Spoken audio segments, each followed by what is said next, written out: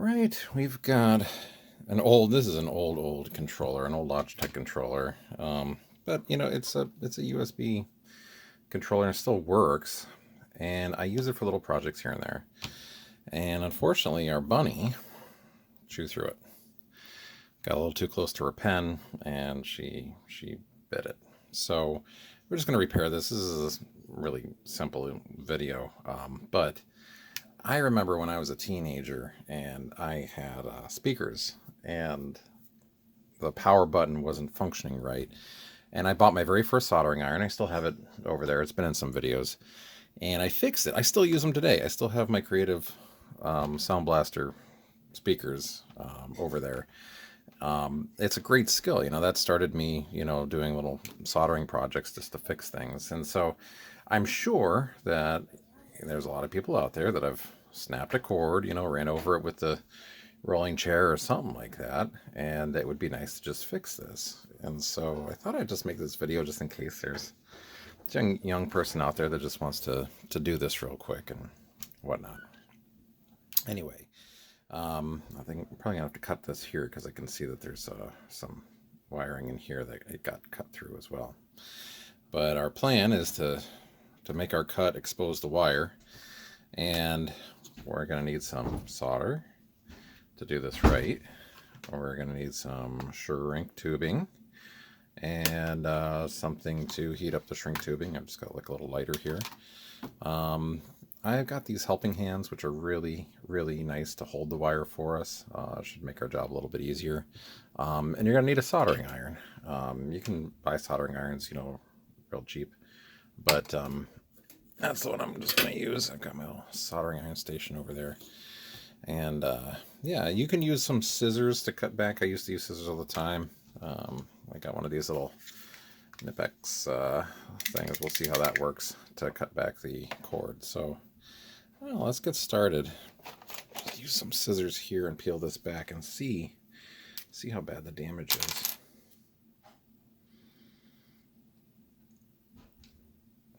Maybe I can just work this here. I don't want to cut any more into the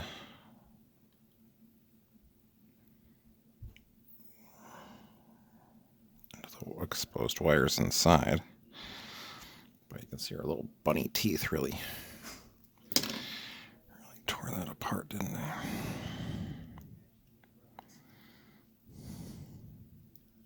There we go. All right, so I've got, looks like that black one's got a nick in it there too, but this red one's pretty good. So we can maybe go a little further with the red, maybe down there with the black, and then back further in here for the other ones, which looks like a green,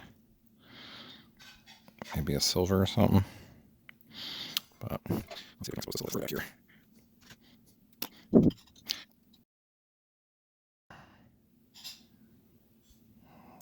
I'll make sure I'm not cutting into the. Oh, there we go. We didn't nick our cords inside when we were cutting.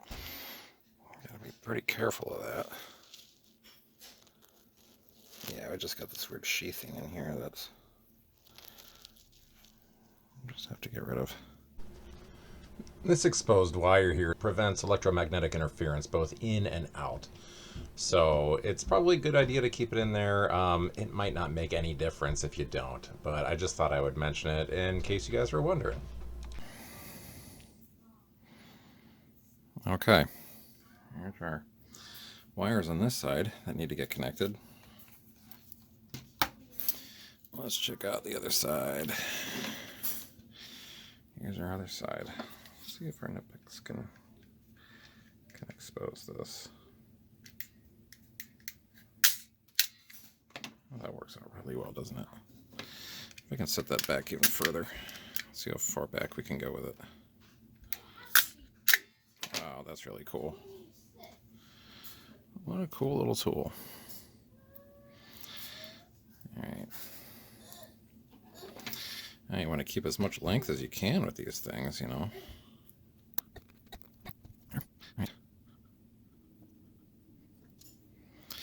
Yeah, I wonder if it's almost worth it to grab this out of here and extend them a little bit longer.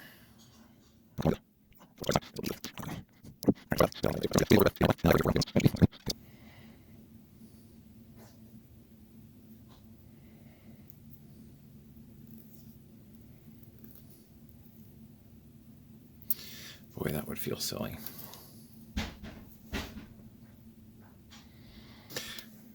Okay, so I had to use the scissors to get that, but you know, I got it very fine there. So we got one side here. Okay, so there's that one. You can see. I think I can probably manage to just twist them together.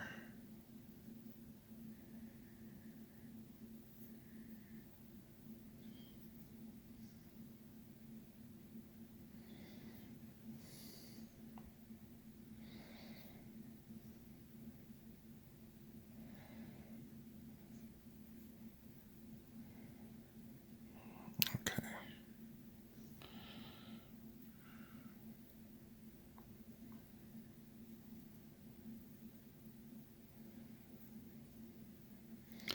I think that's pretty good.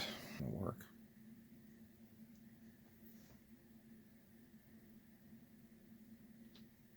Let's clamp this here.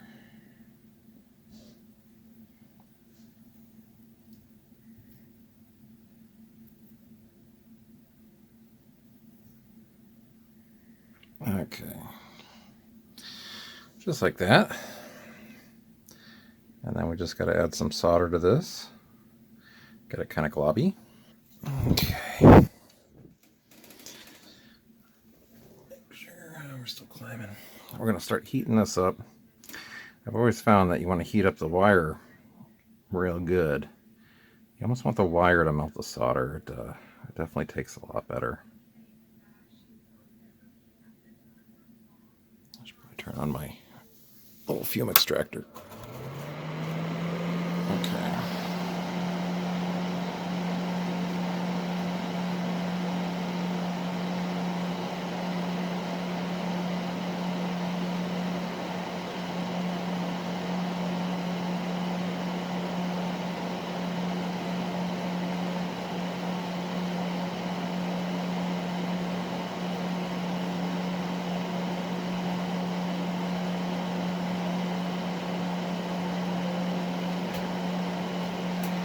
All right. Now that should be just as strong as the original wire was.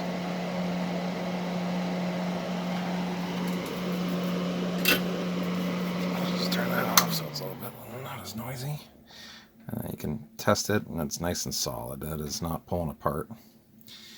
So at this point, just take our little piece of shrink tubing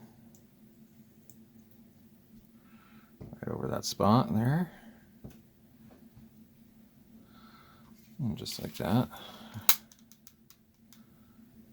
Hopefully it's going to shrink up. This isn't, I should have a smaller piece for this, but I don't. But I think this will work. Just kind of like mash it in there. And yeah, that should be stuck on that line pretty good. Just like that. All right, so nothing's exposed. I don't believe so. All right, let's work on this this white one now. I'm not going to be able to really stagger some of these parts like I wanted to, but that's okay because I'll get a bigger piece of tubing for it. I think it'll work okay. You know, thinking ahead and planning it out with the tubing is essential. And you'll see at the end, I actually put a couple different size tubings on so that I can overlap everything and make it look nice at the end. So consider that.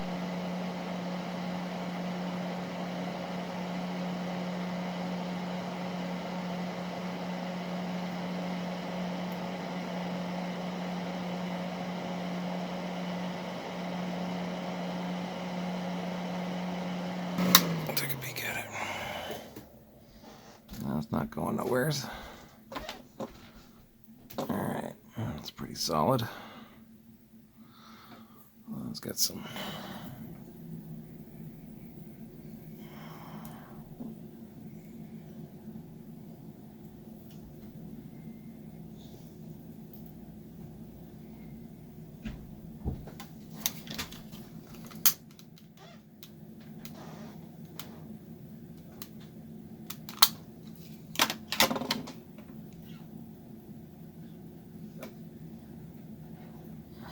Okay. Got a couple of them there.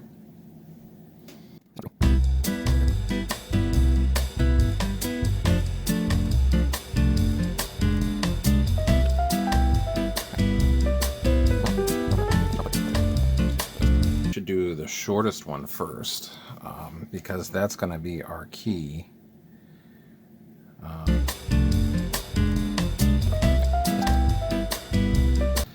That little guy in there somehow. Might have to push down in there, but we're going to be about this big. So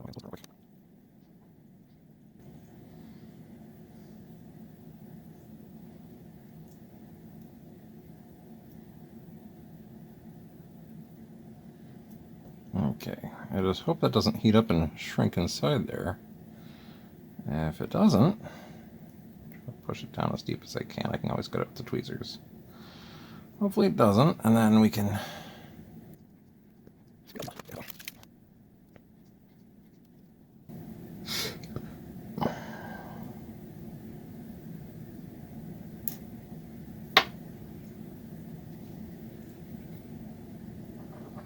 All right.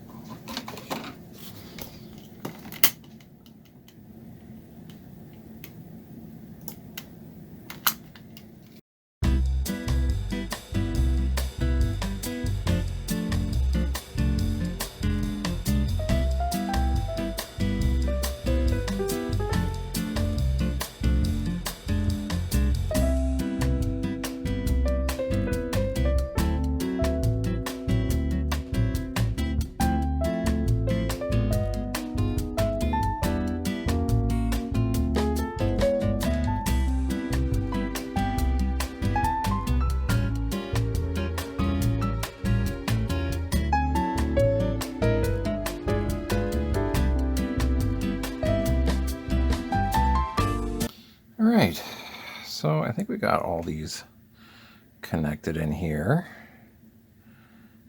as good as we can. Now we just got to see how much of this we can cover up. Let this cool down just a little bit.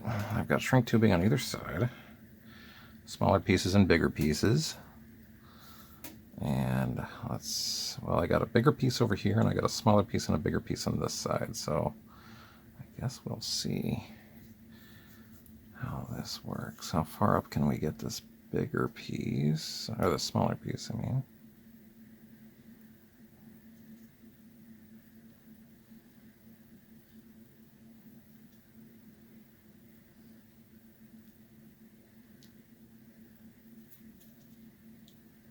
That might be all we get. That might be all we get out of it.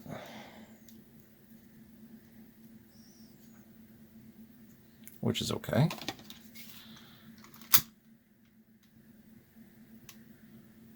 We'll just shrink tube that on so it's not going anywhere. Shrink tube all that on. That's not going anywhere. All right. Now, let's cool a minute and we'll get the bigger pieces. And we have this big piece here, which would be great, right about there. And let's get this big piece over here. That should be just perfect for getting the other side. If we can have one go into the other. There. There we go.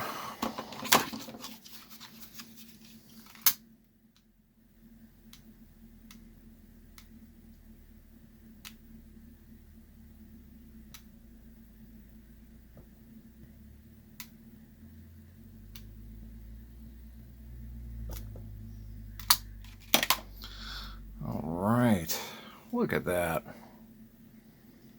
I think we're good. I don't think we lost any length. I mean, minimal length. We could always wrap this with electrical tape if we want. There we go. Okay, now the big test is going to be, does it work? Controllers.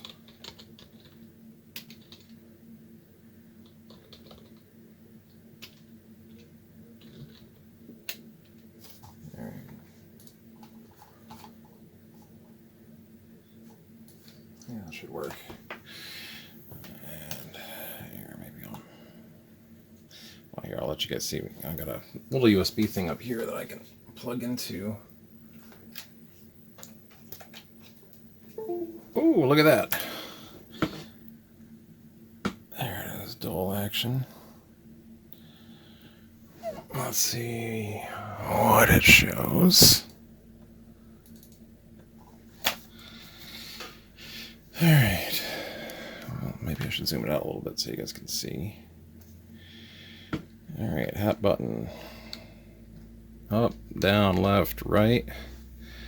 And thumbstick. Look at that. Thumbstick there. Other thumbstick. Working that. And 1, 2, 3, 4, 5, 6, 7, 8. We got the thumbsticks. We've got these buttons. Everything works. Look at that. So we got our controller back. You guys probably can't see that with the thing. And there's our repair. So cool. Yeah, it's a lot of work for something so crappy. I mean, the controller's not even worth $5, but you know, when I've got everything here and I can do it for free, and it's just like, I don't know, it's fun. Why not? And I'd rather fix up an old thing than throw it in the trash. That's just me. But anyway, got a couple other things laying around here, and it is winter time, so maybe we'll do some more indoor projects if you guys like this. But like, comment, subscribe if you guys like working on crappy old things that barely serve a purpose anymore. But I really do. I still use this thing all the time. Anyway, we'll see you next time. Thanks again for watching.